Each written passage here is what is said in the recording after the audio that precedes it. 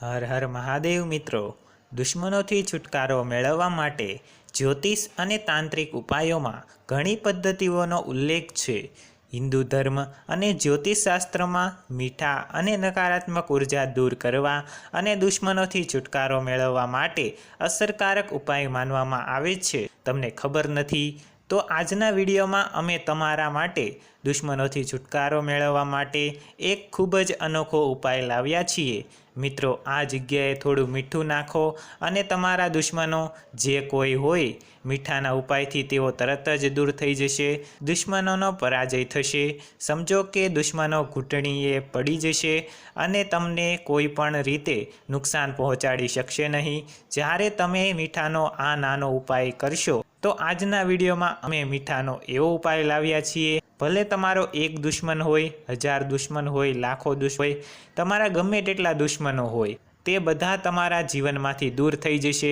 દુશ્મન ગમે તેટલો શક્તિશાળી હોય, પછી ભલે તે તમારું ગુપ્ત દુશ્મન હોય કે પછી ખુલ્લેઆમ તમારા પર હુમલો કરનાર વ્યક્તિ, બંને પ્રકારના દુશ્મનો તમારા જીવનમાંથી દૂર થઈ જશે અને તેઓ તમને ફરી ક્યારેય પરેશાન નહીં કરી શકે. તો દુશ્મનથી છુટકારો મેળવવા અને દુશ્મનને શાંત કરવા માટેનો ઉપાય અમે તમારા માટે લાવ્યા છીએ. તમારે મીઠાથી એક નાનો ઉપાય કરવો પડશે અને આ ઉપાય કરતાની સાથે જ તમે જોશો કે તમારા ઘરમાં પૈસાનો બગાડ બંધ થઈ જશે. જેનો અર્થ છે કે તમારા ઘરમાં કોઈ પૈસાનો બગાડ થશે નહીં. તમારા પૈસા અકસ્માતોમાં નહીં જાય, કારણ કે જ્યાં દુશ્મનો મુશ્કેલી કરે છે તે ઘરમાં ઘણી બધી બાધાઓ પણ આવે છે. મીઠું ફક્ત આપણા ખોરાકનો સ્વાદ વધારવા માટે ઉપયોગી નથી, પરંતુ આધ્યાત્મિક અને જ્યોતિષીય ઉપાયોમાં પણ તેનું મહત્ત્વનું સ્થાન છે. મીઠા દ્વારા દુશ્મન, અવરોધો અને નકારાત્મક ઉર્જા દૂર કરવા માટે ઘણા ઉપાયોનો ઉલ્લેખ કરવામાં આવ્યો છે. ચાલો આ ઉપાયોને વિગતવાર સમજીએ. જો તમે પણ તમારા જીવનમાં તમારા દુશ્મનોથી ખૂબ જ પરેશાન છો, તમારા દુશ્મનો કંઈક ને કંઈક કરતા રહે છે, કે તમે તમારા જીવનમાં સતત પૈસા ગુમાવી રહ્યા છો, તમારો વ્યવસાય બગડી રહ્યો છે, અથવા તમારા દુશ્મનો એવા છે કે તેઓ તમારા પર સામેથી હુમલો કરે છે અને તમે તેમનાથી પોતાને બચાવવા માટે ખૂબ જ પ્રયાસ કરો છો, પણ અકસ્માતો થાય છે. તે ઘરમાં ઘણી બધી બીમારીઓ પ્રવેશ કરે છે. લોકો હંમેશા બીમાર રહે છે અને કોઈને કોઈ રીતે તેમનો ઘર બરબાદ થઈ જાય છે. હવે જુઓ, અમે તમને જે ઉપાય જણાવીશું તેનાથી તમારા ઘરમાં જે પૈસા વેડફાઈ રહ્યા છે અથવા દેવાની સમસ્યા વધી રહી છે તે તમારા જીવનમાંથી તરત જ દૂર થવા લાગશે. જ્યારે તમે મીઠાનો ઉપાય કરશો તો ઘણી વખત આપણા દુશ્મનો કંઈક એવું કરે છે કે જીવનમાં હજારો દુઃખ આવે છે. વ્યક્તિ પૈસાની પણ ચિંતા કરે છે, રોગોની પણ ચિંતા કરે છે. તેથી સમજો કે દુશ્મન તમને ગમે તે કરે, ગમે તે રીતે તમને કોઈને કોઈ રીતે પરેશાન કરવાનો પ્રયાસ કરે, પરંતુ તેના બધા પ્રયત્નો નિષ્ફળ જશે અને તે તમને કોઈ પણ રીતે નુકસાન પહોંચાડી શકશે નહીં. જ્યારે તમે મીઠાનો આ નાનો ઉપાય કરશો તો વિડીયોને અંત સુધી જુઓ, જેથી તે તમારા માટે સારું થાય અને તમે તમારા દુશ્મનોથી છુટકારો મેળવો.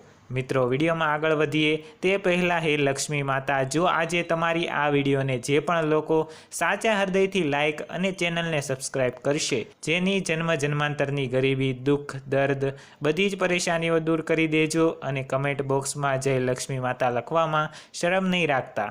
કેમ કે કેટલાક લોકોને તો એટલો પણ ટાઈમ નથી હોતો કે તે કમેન્ટ બોક્સમાં જય લક્ષ્મી માતા લખી શકે, તો જરૂરથી લખી દેજો. તો ચાલો હવે ઉપાય વિશે વાત કરીએ. તો ઉપાય કરવા માટે તમારે મીઠું લેવું પડશે. હવે જુઓ, ઘણા પ્રકારનું મીઠું હોય છે. એક દરિયાઈ મીઠું છે, જેનો ઉપયોગ આપણે આપણા રસોડામાં ભોજન બનાવતી વખતે કરીએ છીએ. જેમાંથી એક કાળું મીઠું છે, આખું મીઠું પણ ઉપલબ્ધ છે અને પીસેલું મીઠું પણ ઉપલબ્ધ છે. તેથી તમારે તમારા રસોડામાંથી થોડું મીઠું લેવું પડશે. હવે જુઓ, મીઠું તમારા દુશ્મનોને પણ હરાવશે, તમારા દુશ્મનોને પણ શાંત કરશે.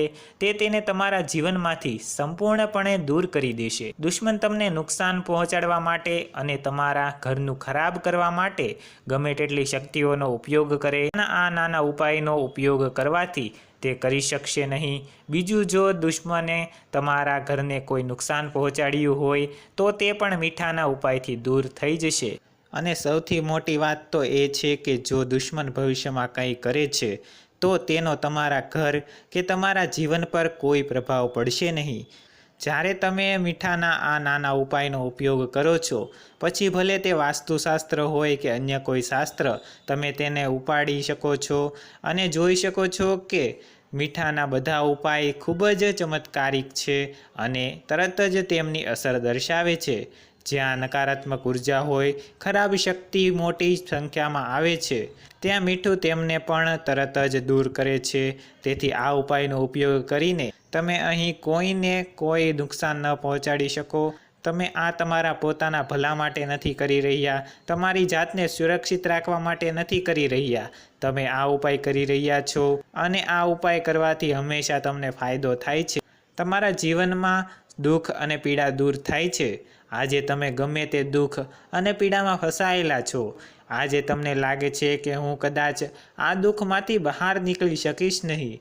ભગવાનની સાચી ભક્તિ અને સંપૂર્ણ શ્રદ્ધા સાથે આ ઉપાય કરો અને જુઓ કે તમે આ મુશ્કેલીઓ અને પીડાઓમાંથી કેવી રીતે બહાર આવો છો અને તમારા દુશ્મનો કેવી રીતે હાર પામે છે અને તમારાથી દૂર જાય છે.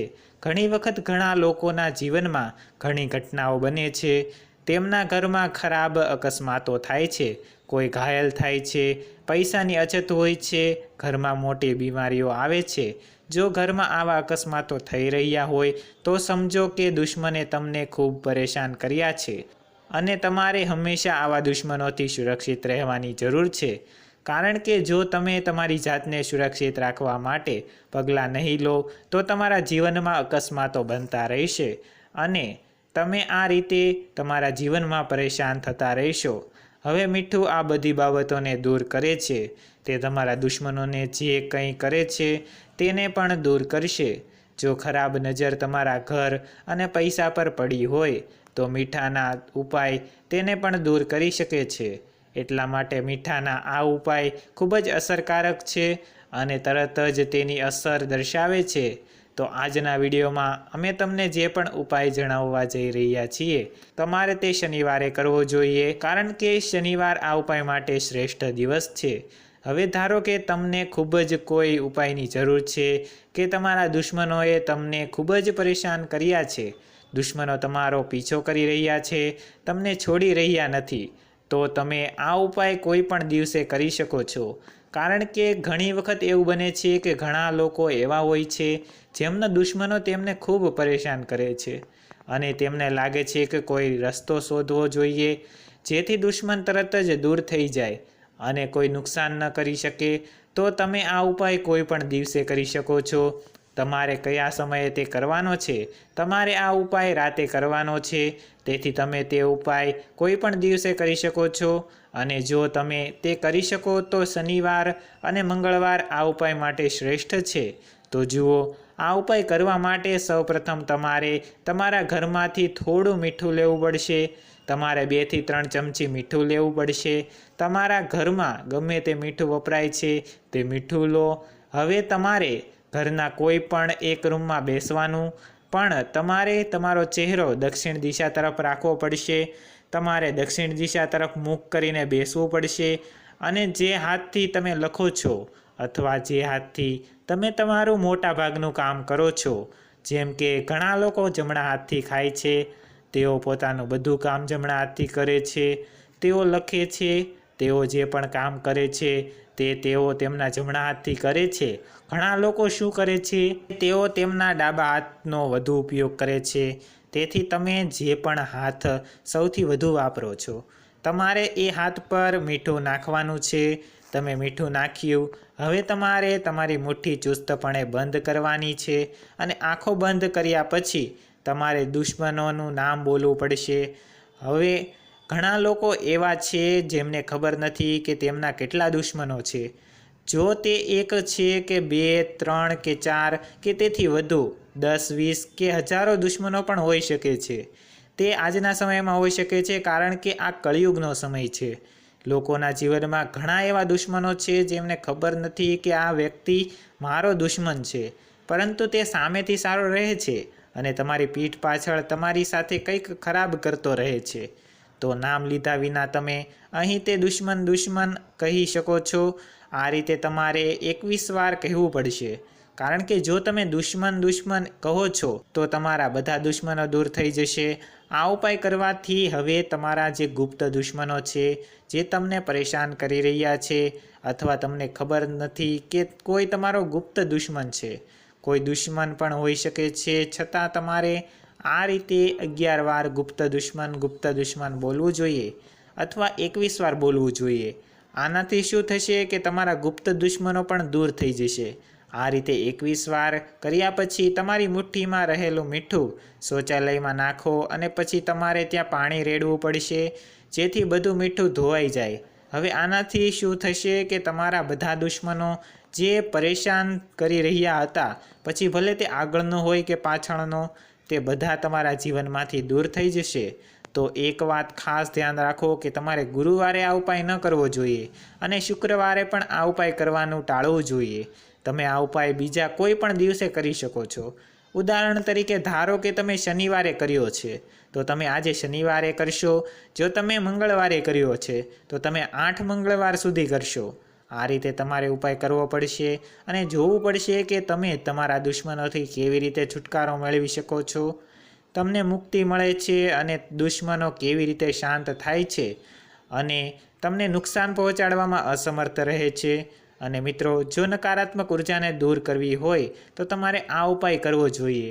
જેમ કે અઠવાડિયામાં 1 વાર ઘરને મીઠાથી સાફ કરો. અઠવાડિયામાં 1 વાર ઘરના બધા રૂમ મીઠાના પાણીથી સાફ કરો. આ માટે દરિયાઈ મીઠાનો ઉપયોગ કરો. તે નકારાત્મકતા દૂર કરે છે અને સકારાત્મકતા ઘરમાં વધારે છે.